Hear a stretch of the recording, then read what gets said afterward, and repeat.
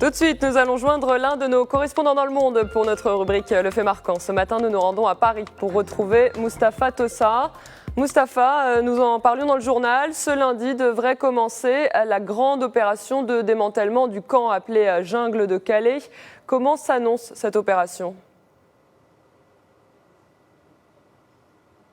Oui, bonjour Alison. En fait, c'est une opération très délicate et très périlleuse qui s'annonce aujourd'hui à Calais. Il s'agit de transporter presque 8000 réfugiés et les distribuer sur 280 centres d'accueil et d'orientation. Alors, la difficulté réside dans le fait que le processus ne va pas suivre un chemin facile puisqu'il y a des réfugiés qui refusent d'être relocalisés et qui n'ont qu'une seule idée en tête, une seule obsession en tête, c'est de rejoindre la Grande-Bretagne. Alors, je ne sais pas comment, avec ces gens-là, les autorités policières vont se comporter, d'autant plus qu'il y a un autre problème, celui des mineurs qui habitent dans ces camps de la jungle.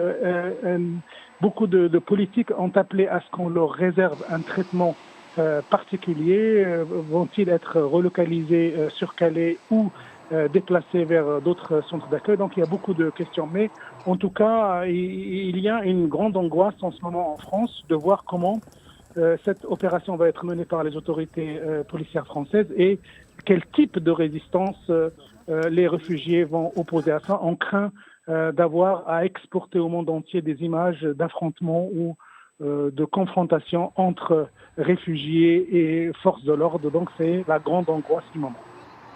Mustapha, la fin éventuelle de la jungle de Calais pose aujourd'hui deux problématiques, celle de la relocalisation des réfugiés et celle des relations de frontières entre la France et la Grande-Bretagne.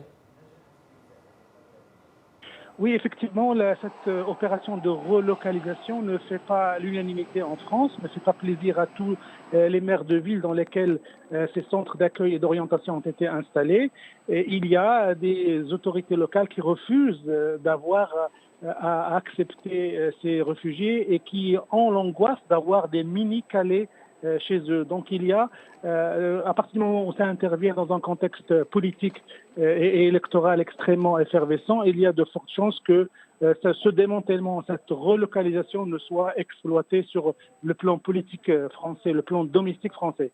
Alors bien sûr, le fait de démanteler ou de commencer à démanteler la jungle de Calais pose la problématique des frontières avec la Grande-Bretagne. On sait que cela intervient au moment où la Grande-Bretagne a, à travers un Brexit, quitté ou décidé de quitter la famille européenne. Donc il y a de nombreuses voix qui, sur le plan politique français, appellent à revoir ce qu'on appelle les accords de Touquet.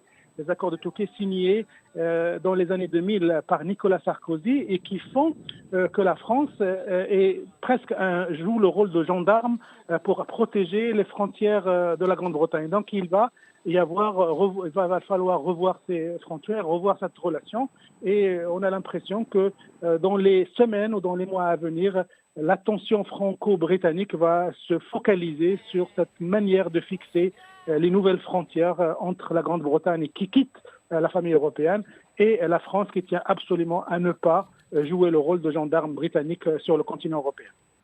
Mustapha Tossa en direct de Paris. Dans la suite du 6-9, notre rubrique Adit Sora, un retour sur l'actualité sans commentaire avec Mustapha Raji.